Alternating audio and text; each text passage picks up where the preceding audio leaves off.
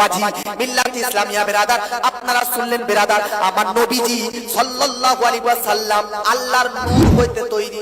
জোরে বলেন সুবহানাল্লাহ। আজকে বর্তমান যুগে কিছু ব্যক্তি বলে নবী মাটির তৈরি, নূর মানি না। তাদেরকে আমি তো দলিল দিয়ে ঢাকতে পারি, তবে তাদেরকে একটা কবির নাম করে শোনাচ্ছি।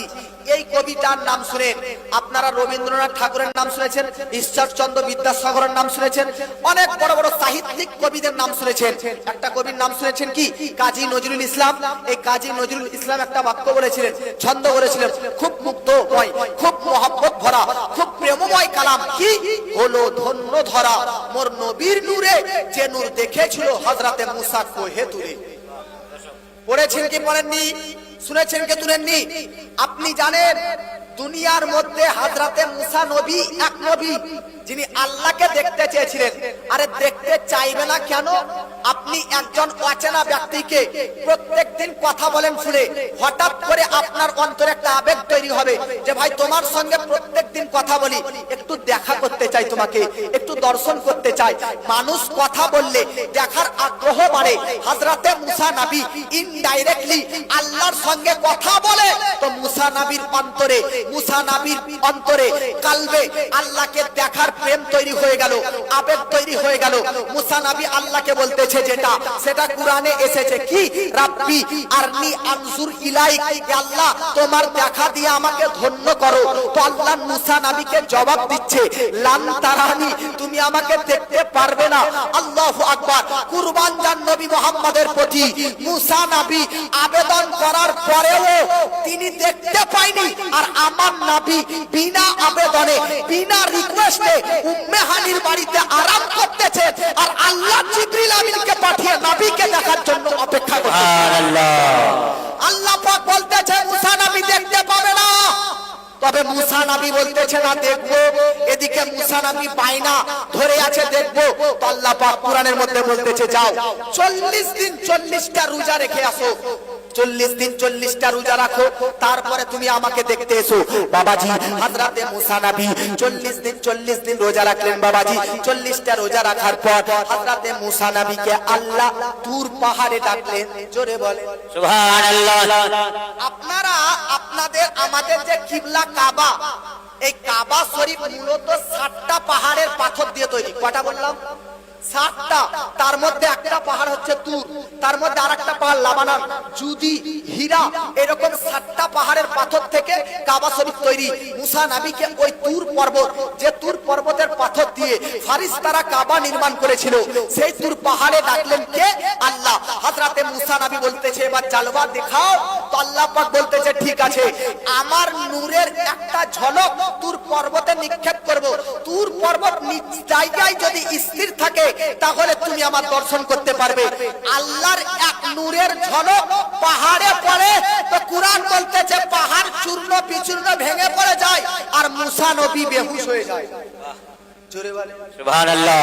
আচ্ছা আপনাদেরকে একটা জিজ্ঞেস করি, যুবক ভাইরা এটা বলতে পারবে, আগে সেমিফাইনাল হয় না আগে ফাইনাল? আগে কি হয়? সেমিফাইনাল আগে না ফাইনাল?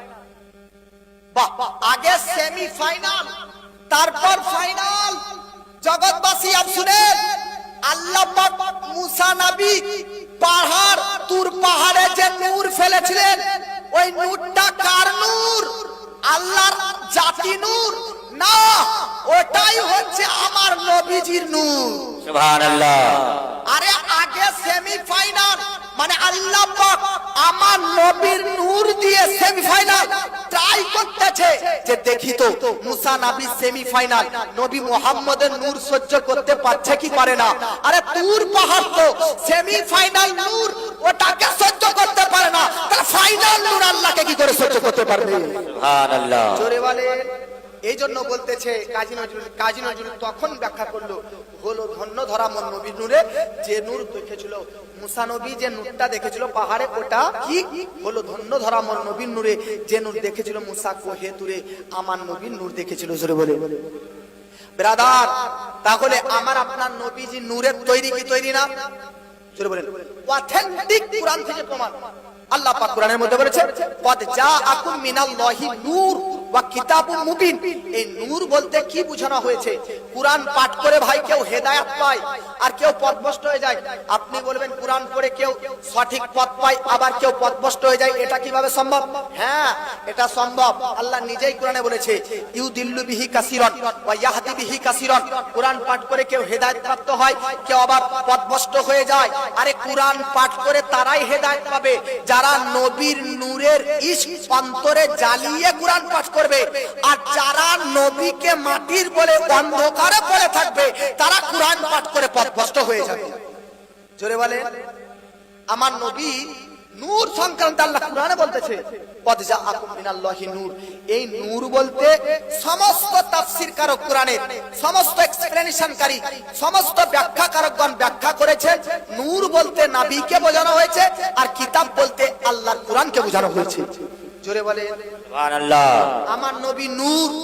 বুখারী শরীফের মধ্যে হাদিস, নবী যখন হাত তুলতেন সাহাবী বলতেছে নবী একবার হাত তুললেন তো নবীর বগলের নিচ থেকে নূরের ছটা আসতেছে। আমাদের বগলের নিচ থেকে ঘাম দুর্গন্ধ আর নবীর বগলের নিচ থেকে নূর আর নূর। জোরে বলে মায়েশা সিদ্দিকা বলতেছে নবী যখন মুচকি হাসি হাসতেন তখন নবীর দুই দাঁতের ফাঁক থেকে নূর চমকিত, নূর বার হতো। জোরে বলে আমার নবীজি সাল্লাল্লাহু আলাইহি ওয়াসাল্লাম কোন একজন সাহাবী মসজিদে নববীতে নবীর বক্তব্য শুনে রাত্রে গভীর রাত হয়ে যায়, বাড়ি ফিরবে তো তখন তো আর এখনকার যুগের মতো উন্নতি যুগ ছিল না, লাইটিং হ্যালোজেন সরকারের তরফ থেকে রাস্তায় রাস্তায় লাইট না, অন্ধকার।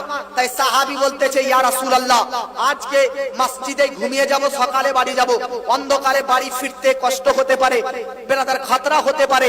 আল্লাহর নবী বলতেছে সাহাবী কেন তোমাদের ভয় হবে?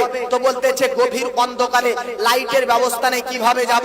নবী বলতেছে ডাল ভেঙে আনো, গাছের ডাল, একটা গাছের শাখা ডাল ভেঙে আনে, নবীজি ওই গাছের ডালকে স্পর্শ করে দেয় তো গাছের ডালটা নবীর ছোঁয়া পেয়ে নবীর বরকতে নূরময় আলোকিত হয়ে যায়। সুবহানাল্লাহ।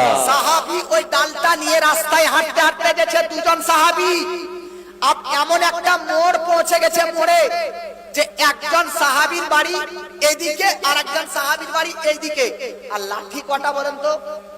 একটাই। এই সাহাবী দুজন বলতেছে তুই নিয়ে যা। কি বলছে? তুই নিয়ে যা।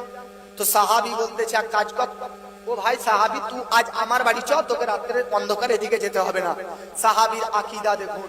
ওই সাহাবী বলতেছে দাঁড়া আর একটা ডাল ভেঙে আনুন, আর একটা গাছের ডাল ভেঙে আনে, এই ডালের সঙ্গে মিক্স করে দেয় তো এই ডালটাও নূরময় হয়ে যায়।